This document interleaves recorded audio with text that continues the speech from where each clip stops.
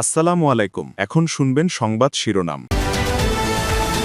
তারেক রহমানের প্রত্যাবর্তন ঘিরে আচরণবিধি লঙ্ঘন ইস্যু ইসিতে তুলল জামায়াত। গণভোটে মানুষের অভ্যস্ততা তৈরিতে পদক্ষেপের আহ্বান এনসিপি। নির্বাচন কেন্দ্রিক সহিংসতা বন্ধে রাজনৈতিক ঐক্যমত্য জরুরি। যমুনার সংলাপে মত বিশিষ্টজনদের। সুজনের আলোচনায় ভোট কেন্দ্র দখল ঠেকাতে ইসিকে কঠোর হওয়ার ডাক। তারেক রহমানকে অভ্যর্থনা জানাতে নেতাকর্মীদের ঢাকামুখী স্রোত। শুভেচ্ছা বিনিময়ের জন্য প্রস্তুত ৩০০ ফিট, সেখান থেকেই যাবেন মায়ের কাছে। অসময়ের ভাঙনে দিশেহারা জামালপুরের দেওয়ানগঞ্জের মানুষ। যমুনায় বিলীন হচ্ছে নতুন নতুন এলাকা।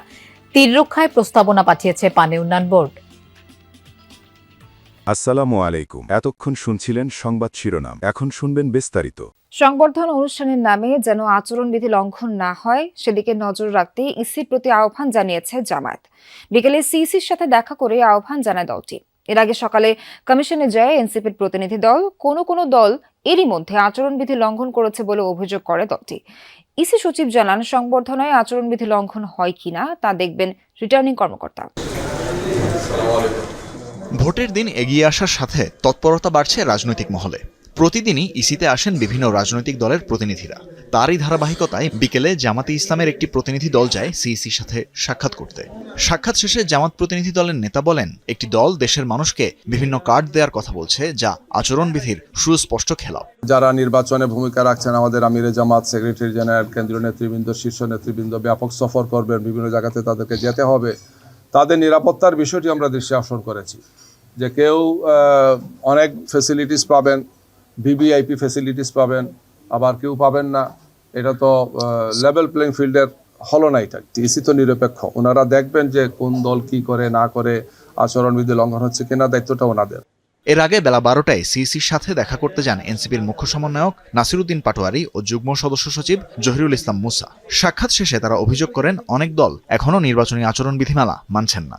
কেউ যদি আচরণবিধি ভেঙে কোনো পোস্টার লাগান, এর বাইরে গিয়ে কোনো কাজ করেন, সাথে সাথেই যেন তাদেরকে এই তথ্যগুলো জানানো যায় এবং তারা দ্রুত এই হটলাইনের মাধ্যমে এটির ব্যাপারে ব্যবস্থা নিতে পারেন, সেই অনুরোধটি আমরা করেছি। অনুষ্ঠানের নাম দিয়ে যেন দলের বা ভোটের প্রচারণা করতে না পারে, সেটির ব্যাপারে যেন কমিশন সজাগ থাকে। এই যে নির্বাচন কমিশনের চারিদিকে কর্ডন তৈরি করা হয়েছে ক্যান্টনমেন্টের মতন, কিন্তু যারা প্রার্থী রয়েছে অন্যান্য জায়গায় যে রাজনৈতিক অফিসগুলো রয়েছে সেখানে পর্যাপ্ত নিরাপত্তা নাই। অনেকগুলো তারিখ দিয়েছে, ডেট দিয়েছে যে কবে আমরা মনোনয়ন আবেদন জমা দিব, কবে তুলবো। তো সেই বিষয়গুলো ওনাদের রিথিঙ্কিং করা যায় কিনা সেটা নিয়েও আমরা। সহিংসতা জনগণ পছন্দ করে না। 40% ভোটারের কাছে সবচেয়ে গুরুত্বপূর্ণ নিরাপত্তা ইস্যু। তাই তা বন্ধে রাজনৈতিক দলগুলোকে ঐক্যবদ্ধ হওয়ার তাগিদ দিয়েছেন বিশিষ্টজনেরা। জোরদান দলের ভিতরে গণতান্ত্রিক চর্চার পাশাপাশি পুলিশ ও প্রশাসনকে রাজনীতিমুক্ত করার উপর। সাম্প্রতিক বেশ কিছু সংঘাত ও সহিংসতার ঘটনায় উদ্বেগ উৎকণ্ঠা বেড়েছে অনেকের। নির্বাচনকে ঘিরে পরিস্থিতি আরও খারাপ হতে পারে এমন ভয়ও আছে অনেকের মনে। তাই নতুন সরকারের কাছে নিরাপত্তা যে সাধারণের বড় চাওয়া তা উঠে এসেছে ডিআই পরিচালিত জরিপে, যেখানে 92% ভোটারই প্রত্যাখ্যান করেছেন রাজনীতির নামে সহিংসতা। এ সংলাপে সেই গবেষণার সারমর্ম তুলে ধরেন ডেমোক্রেসি ইন্টারন্যাশনাল। আগামী সরকারের কাছে 21% মানুষ আইন শৃঙ্খলার উন্নয়ন এবং 19% মানুষ জানমালের নিরাপত্তা চান। রাজনীতিকরা সংঘাত ও সহিংসতা বন্ধে দলগুলোর ভূমিকার কথা স্বীকার করেন। বলেন, দলগুলো আন্তরিকভাবে চাইলে পরিস্থিতি বদলানো সম্ভব। যারা আমার প্রতিদ্বন্দ্বী প্রার্থী আছে। দীর্ঘদিন পর দেশে ফিরছেন বিএনপির ভারপ্রাপ্ত চেয়ারম্যান তারেক রহমান। তাকে বরণে দেশের বিভিন্ন স্থান থেকে ঢাকামুখী নেতাকর্মীরা। এরই মধ্যে বিভিন্ন জেলা থেকে ঢাকার উদ্দেশ্যে রওনা দিয়েছে নেতাকর্মীদের বহর। পটুয়াখালী, বরগুনা, বরিশাল, ভোলা থেকে দল বেঁধে লঞ্চ যোগে রওনা হচ্ছেন বিএনপি নেতাকর্মীরা। সবার মাঝে উৎসবের আমেজ।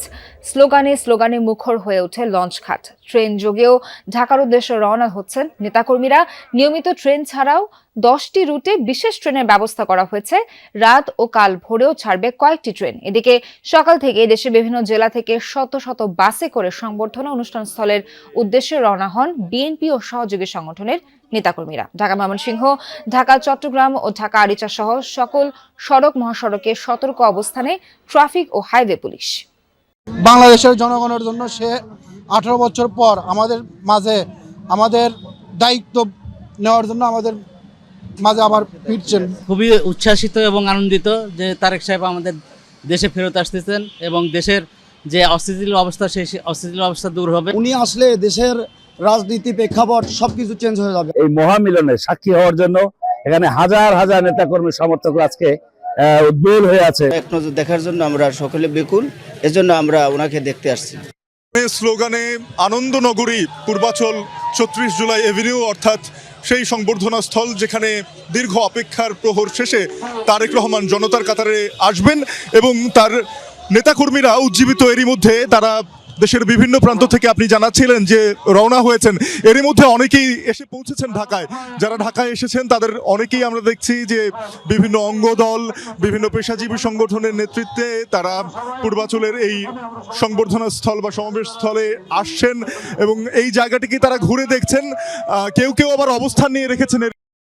শুষ্ক মৌসুমে জামালপুরের দেওয়ানগঞ্জ উপজেলায় দেখা দিয়েছে যমুনা নদীর ভাঙন। অসময়ে বাম তীরের ভাঙনে যোগ হচ্ছে নতুন নতুন এলাকা। এতে আতঙ্কিত স্থানীয়রা।